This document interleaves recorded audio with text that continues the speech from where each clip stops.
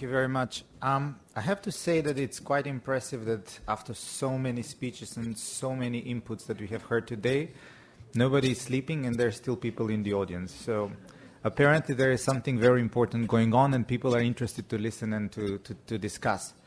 It is a brilliant occasion to get together in Moscow and discuss these important issues at times where confidence is not only shattered, but it's actually disappearing. At times where we are more keen to discuss how to progress in a negative way rather than in a positive way. And at times where the trust is being shattered not only among the different ideological lines, but among friends themselves. And this is not only visible here, as we have witnessed in the last few hours, it is more and more visible in the international fora that are taking place. Now, I'm not here to give a speech on my personal views, but I'm just trying to share the thoughts of about 100 member parties which are parts of Liberal International. And when we were discussing with Olga about the input that I should give at the conference, she asked me if I could speak about culture and different liberal political parties. I got scared. I said, I'm not going to go to a country which hosts institutions like Большой Theater and then speak about culture. No way. I'm too aware that the Russians are really masters of culture. So I would rather speak about the national specifics. And then I realized that accepting that, I actually got myself in a very, very difficult situation, because the concept of nation and the concept of liberalism for the liberals themselves are very vague terms. And if I start talking about nation and liberalism here, I think we're going to end up having yet another conference and spend yet another day. But Liberal International is actually a federation, international federation, based on membership of parties which are organized on national level, mainly on national level. But we have to understand that even in that case, we do have sometimes situations where we have to understand that nation is perceived differently within the membership of Liberal International. The organization is quite diverse, which is quite obvious here, because you have heard speeches from representatives from different liberal parties across the continent. And yet imagine that Europe is actually, at the end of the day, quite compact when it comes to ideological perception of politics. Now, if you add to that Latin America, if you add to that Asia with its own cultural specifics, if you add to that Africa, which is still suffering from the post-colonial trauma, if you add to that Australia, which has absolutely different political spectrum, and if you, on the top of that, as a cherry on the cream, put the United States, which has been mentioned all over and over again today, you would realize that managing an organization of global organization of liberal parties is quite a challenge. It is a challenge because the liberals find themselves in different national circumstances, and out of there, their policies are rather different, and out of there, the interpretations of the same issues are quite diverse. For example, you have witnessed today that there was rather different viewpoint on the sanctions on the parties, the representative of the Liberal Party from Germany and the Liberal Party of the United Kingdom. Nothing surprising, nothing new. We see that and we witness that in Liberal International quite often. We sit and we discuss in a very, very sometimes passionate way about how to answer the challenges of the modern world today. But one thing that we never discuss and that we always take for granted are the liberal principles. First of all, it's rule of law. Once certain principles and rules are agreed, they are to be respected. And that's what makes the liberals absolutely different from anybody else. We're not going to say, okay, because you're from a different class in the society and because your class has been historically discriminated, you will have more rights. No, we do not do that. We do not say, oh no, just because you're economically disadvantaged, you will be winked at when you do not follow the rule of law. No, we simply do not do that. We are the only political force that abides to the rule of law. And now that brought into the Russian context, an international context, I gave earlier today a small interview for the Yabloko website, and I said Liberal International, or the liberals in European level, are the most pro-Russian organization.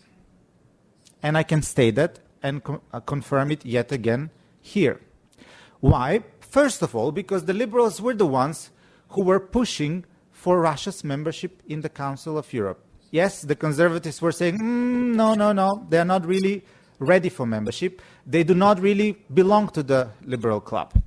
Some of the socialists were very happy because they would have gotten some of their comrades in their camp, and those who were a little bit more on the left from the social democratic wing, they were looking forward to it. But we said, no, actually the Russian people have voted a government, at that time it was a little bit more democratic than nowadays, that has pledged to respect rule of law, democracy, and human rights.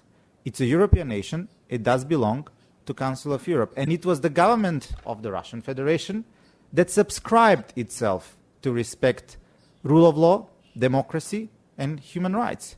It wasn't foreign intervention. It wasn't the Germans coming here to convince the Russians that they should subscribe to these values. It wasn't the British invading or threatening. It was not Italians coming up with some nice, dodgy, interesting deals. It was the Russian federations who took over the commitment. And then, furthermore, we were as liberals happy, we supported it, we pushed for it. The Russian Federation never actually said that those values of Council of Europe are not the values that it wants to follow. Even today, the Russian leadership says, yes, we are proud members of the Council of Europe. It's a little bit hypocritical, or it's very hypocritical, if you really want to say that, but it is based on international agreements, and that gives us a very, very strong position. As liberals, we said, yes, you're welcome, but now, when the rule of law is being questioned, we do have the legitimate position to say, you subscribe to it, you follow it. If you do not want to follow it, you can always leave. A country can simply leave the Council of Europe if it doesn't want to be part of it. We are not going to kick Russia out. No, that is not the liberal discussion in the parliamentary group of the liberals in the Council of Europe. We just want Russia to follow the rules that it has subscribed to itself. And now, national politics come into place, of course. You would see it very, very well in the liberal group in the Council of Europe. Of course, national politics is dominating the countries based on the culture, based on the history, based on the current conditions in the society. For example, it will not be surprising that for the Dutch liberals from VVD, they will take care more about the way that the Russian economy is doing, because the party itself vowed to the citizens to improve its economical well-being. That is their core, that is their focus. This is how the party itself developed throughout the history. This is how the party is being identified among the voters. But then you should not be also surprised when you would have a party like D66, also from the Netherlands, who would say, hey, but wait a second, what is happening with the minority rights in Russia? For us, this is most important. What is happening with the rights of the different religious groups? Why do we perceive Russia as an Orthodox country? This is not a nation in a classical term. This is a federation which involves a lot of different nationalities and different religions. This is a federation which hosts the only Buddhist republic in Europe. And correct me if I'm wrong, because I'm guest in your country, but in this, the Republic of Kalmykia officially has majority Buddhist population. And it will be logical that for a party like D66, which has developed historically to protect more civil rights or to be more social liberal, that it will have these issues on the top of its agenda. You will also find in liberal international parties who will say, but hey, what is happening with the question of the self-determination of the people within the Russian Federation or in its surroundings? For example, we have the Catalan liberals with us.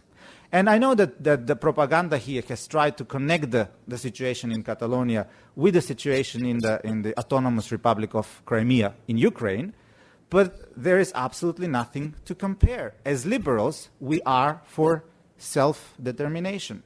It's true. As liberals, we are for self-determination of the Autonomous Republic of Crimea that belongs to Ukraine. but not on annexation and not on the basis of land grabbing and not on the basis of denial of the rule of law. At the same time, we support the Catalan liberals in their quest to have the right to say about their future. There is no hypocrisy on that. There is only continuity in our positions, rule of law and respect for self-determination. And you would also not be surprised to find in liberal international parties who are going to talk to you more about struggle to achieve democracy in their countries rather than to talk about the economy or to talk about the social issues or to talk about self-determination. We have that in Europe. We have that in other parts of the world. In Europe, we had the Kosovar liberals who were coming over and over and over again saying, but we just want to have democracy in our country, together with the Serbian liberals. They had the same message. We have the Singaporean liberals. They come from a society that Putin is being inspired by, that Putin is trying to replicate, despite the commitments of the Russian government to another type of society. They, of course, talk mainly about bringing democracy to their country. So these four different groups of liberals, economic liberals, social liberals, pro-democracy liberals, and national or cultural, so to say, aware liberals, are all part of the federation, all try to fight for same rights. And one of the things that actually inspires everybody who is in Liberal International and everybody who joins the organization are the following words.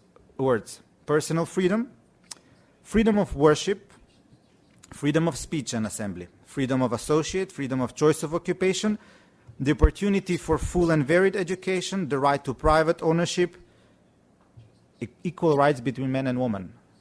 And these are not words written 5 years ago. These are not words written 10 years ago. These are not the words of the perestroika.